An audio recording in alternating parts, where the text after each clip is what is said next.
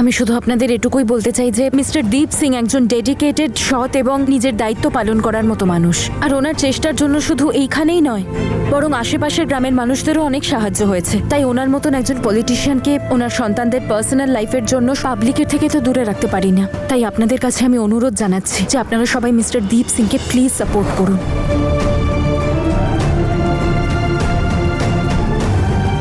তনুর জন্যই party head নিজের সিদ্ধান্ত বদল করেছেন, আর সিদ্ধান্ত নিয়েছেন পার্টির টিকিট এবার আপনিই পাবেন। সেই জন্য পার্টি আবার দ্বিতীয়বার আপনাকে ওয়েলকাম করছে। অভিনন্দন। আজ আসি তাহলে। এসব কিছু তনুর জন্যই সম্ভব হয়েছে। হয়তো ওর প্রতি আমি একটু বেশি কঠিন হয়েছিলাম। বাবা, আপনি তো আমাকে বিশ্বাস করুন। আমি এটা জানতাম না যে তুমিও বাকিদের মতো, যার নিজের জন্য একটা বড়লোক প্রেমিক দরকার। রাগের মাথায় আমি ওকে অনেক আজে বাজে বলে দিয়েছি।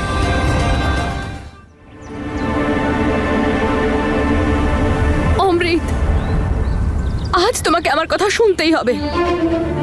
তুমি তো জানো, বলো যে বীরের ওপর প্রতিশোধ নেওয়ার জন্য আমি মরিয়া হয়ে উঠেছিলাম। আমার মাথায় কিছু ছিল না। বীরও তো কত অন্যায় করেছে আমার সাথে। আমাকে মিথ্যে বিয়ে করে একা এয়ারপোর্টে ফেলে এসেছিল। এই সব কিছুর জন্যই আমি এরকম একটা ডিসিশন নিয়েছিলাম। তোমার আমাকে যা শাস্তি দেওয়ার তুমি দাও, আমি মাথা পেতে নেব, কিন্তু প্লিজ এভাবে আমাকে ছেড়ে দিয়ে চলে যেও না অমৃত। না জাসমিন, আমি তোমায় ক্ষমা করতে পারবো না। তুমি আমার জীবন নষ্ট করে দিয়েছো। ভালোবাসা? আমি তোমাকে কি করে ভালোবাসবো? কোন মানুষ এরকম একটা মেয়েকে ভালোবাসতে পারে যে নিজের হাজবেন্ডকে মিথ্যে কেসে ফাঁসিয়ে ব্ল্যাকমেল করতে পারে? মিথ্যে?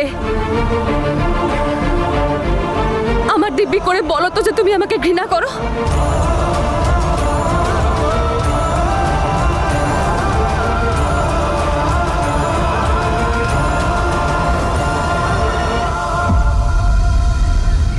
কেন হাতটা সরালে তুমি?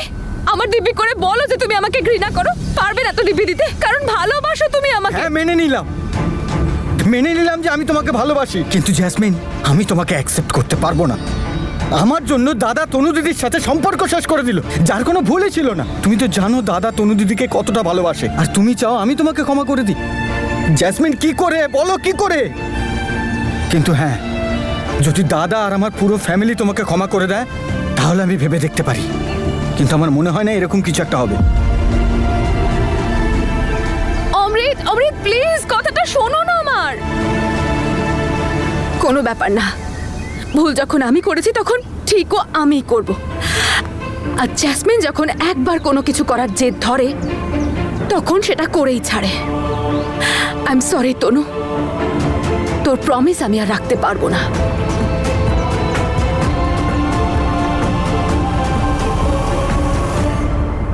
এই দেখো দিদি, ছোট বোনকে তো আগে থেকেই চিনতাম, কিন্তু বড় দিদি সে তো আরো এগিয়ে গেছে দেখছি। একবারই সবাইকে ফাঁসাচ্ছিল দেখছি। আমার তো তোমার জন্য খুব খারাপ লাগছে দিদি।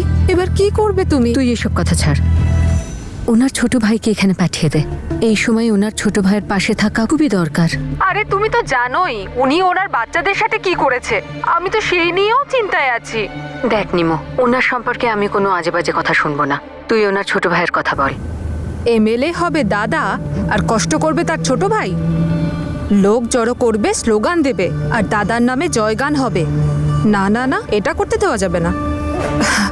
কি বললে দিদি? ও আসবে তো? কি বলছো দিদি? আজকাল তো উনি দোকানের কাজ নিয়ে এত ব্যস্ত রয়েছে যে আর কি বলবো। ওনার তো খাবার খাওয়ারও সময় নেই এখন। হ্যাঁ, কিন্তু দিদি তুমি তো আমার কাছের লোকই, কোনো প্রয়োজন পড়লে বলো কিন্তু। হ্যাঁ চল, ঠিক আছে, কোনো ব্যাপার না। এই ভদ্রমহিলা কত সৎ মনের মানুষ, আর ওনার সম্পর্কে এসব কি চলছে? উপরওয়ালা ওনাকে শক্তি দাও। তনু, তুমি এতবার আমায় ক্ষমা করেছো, আর আমি একবার তোমায় করতে পারলাম না। এত কিছু করেছো তুমি সবার জন্য, আর আজকেও তুমি। বীর একা একা দাঁড়িয়ে শুধু ভাবতেই থাকবে, নাকি কোনো অ্যাকশনও নেবে? তনু,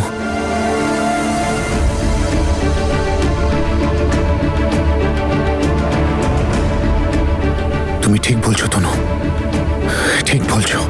শোনো, আমি তনুর কাছে যাচ্ছি। ওর কাছে ক্ষমা চেয়ে ধন্যবাদ জানিয়ে আসি। ও আমার জন্যে, বীরের জন্যে, এই বাড়ির জন্য অনেক করেছে, কিন্তু আমরা ওর সাথে কি করলাম? কিন্তু তুমি ওর সাথে বাইরেই দেখা করো। বাড়ি গেলে আবার ওর বাবা যদি রাগ করেন তাহলে? আমি ওকে সেটাই বলেছি। আমি আসছি। বাবা, আমিও তোমার সাথে যাব। তনু তোমার জন্য যা কিছু করেছে তার জন্য আমি ওকে থ্যাংক ইউ বলতে চাই। ঠিক আছে বীর, তুইও চ।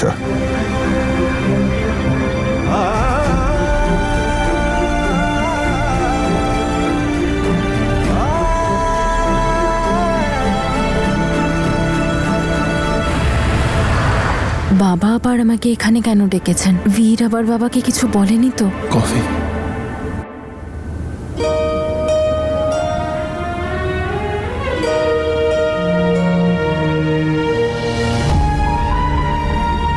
ম্যাম, আপনার কফি। Thank you.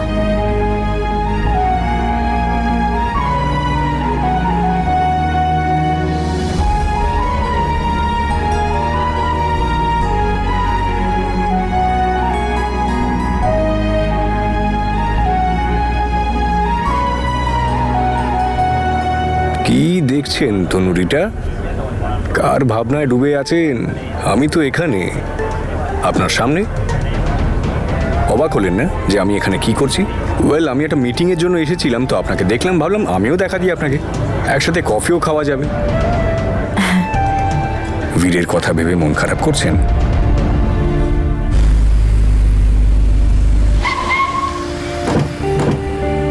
আরে দীপবাবু, নমস্কার।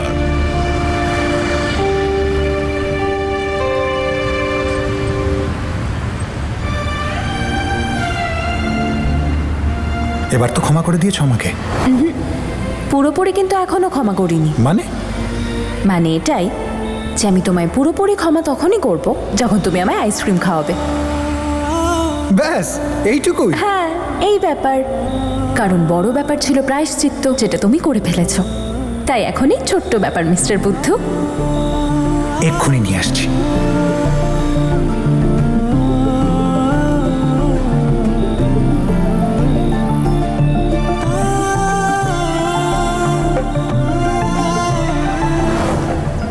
আজকেও আইসক্রিম দিয়ে সরি বলবো। দুটো কোন দিন না দাদা? কথা হলো ওর সাথে? আমি এটা জানতাম না যে তুমিও বাকিদের মতো, যার নিজের জন্য একটা বড়লোক প্রেমিক দরকার। আমি এই ব্যাপারে কোনো কথা বলতে চাই না। ওকে, আর কিছু বলবো না। তবে একটা কথা আছে, কিন্তু মাফ করে দিন ওকে। ভীষণ ভালোবাসে আপনাকে, রেগেছিল, ভাইয়ের ব্যাপার বলে কথা। বক্সার মানুষও রক্ত গরম হয়ে গেছে। আপনি তো বোঝদার মানুষ, আপনি ব্যাপারটাকে একটু বোঝার চেষ্টা করুন, আর রফা দফা করে নিন না। অঙ্গদ, আপনি আমাকে একটা কথা বলুন। যদি ওর জায়গায় আপনি থাকতেন তাহলে আপনি কি আমার উপর এভাবেই রেগে যেতেন? এভাবেই চিৎকার করতেন আমার উপর? আমি এটা কখনো ভাবতেও পারবো না তো ম্যাডাম, আপনার উপর রাগ। ওই অঙ্গদ অন্য ছিল। কি জানেন, আমি আর বীর ভীষণ আলাদা। ওর জায়গা আলাদা, আমারও আলাদা। জায়গা যতটাই আলাদা হোক না কেন, রাগ করা, চিৎকার করে কথা বলা, সেটুকু সহ্য করে নেওয়া যায়। কিন্তু ও আমার ক্যারেক্টার নিয়ে কথা বলেছে, যেটা আমি কখনো সহ্য করতে পারবো না। ও আমার উপর, আমার ইন্টিগ্রিটির উপর আর আমার ভালোবাসার উপর সন্দেহ করেছে।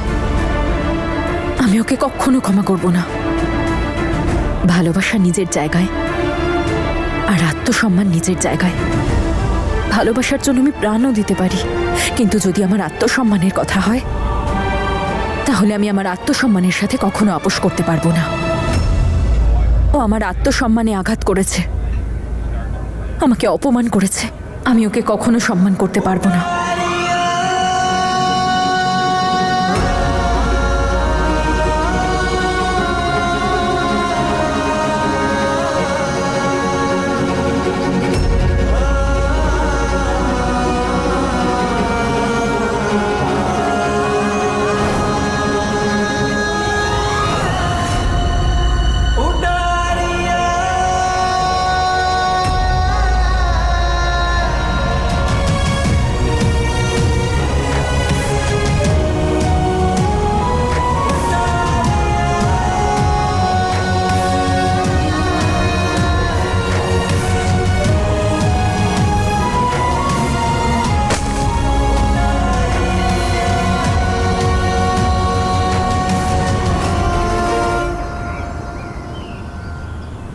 বাবা, আমার একটা জরুরি কাজ আছে, তনুকে থ্যাঙ্কস তুমি বলে দিও।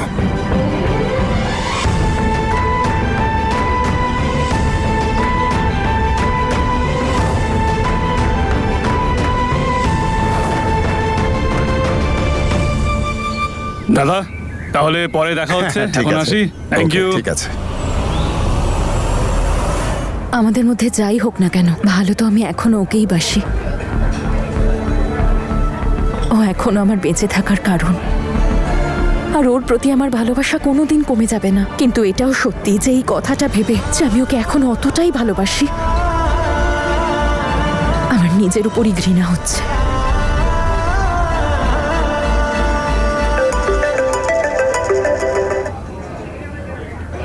হ্যালো, হ্যাঁ আপনি কোথায়?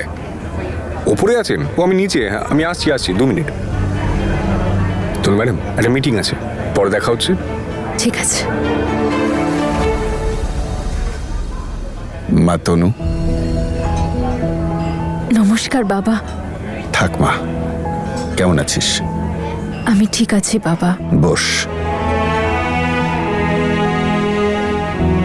আমি বুঝতে পারছি না যে আগে সরি বলবো না থ্যাংক ইউ। তুই আমাদের জন্য কি না করেছিস, বিনিময়ে আমরা কি করলাম। মা আজ তোর জন্যই আমার হারানো সম্মান আমি ফিরে পেয়েছি। পার্টি আমায় টিকিট দিয়েছে। সত্যি? কংগ্রাচুলেশনস বাবা। থ্যাংক ইউ মা। তুই সর্বদা একটা মেয়ের কর্তব্য করেছিস, আর এদিকে আমি সব ভুলে গিয়েছিলাম। আশীর্বাদের দিন মাথা ঠিক ছিল না, এটাই রাগ হয়েছিল। তুই সত্যিটা কেন লুকোলি? যদি পারিস আমাকে ক্ষমা করে দিস মা। আমি তখন বুঝিনি, পরে বুঝেছি যে কেন তুই এসব করেছিস। তুই আসলে চাসনি সম্পর্ক গড়তে গড়তে আবার ভেঙে যাক। আমি সেটাই করেছি যেটা একটা মেয়ের করা দরকার। কিন্তু বাবা, আমি আপনার জন্য খুব খুশি, আর আমি ওপরওয়ালার কাছে প্রার্থনা করব যাতে আপনি জেতেন।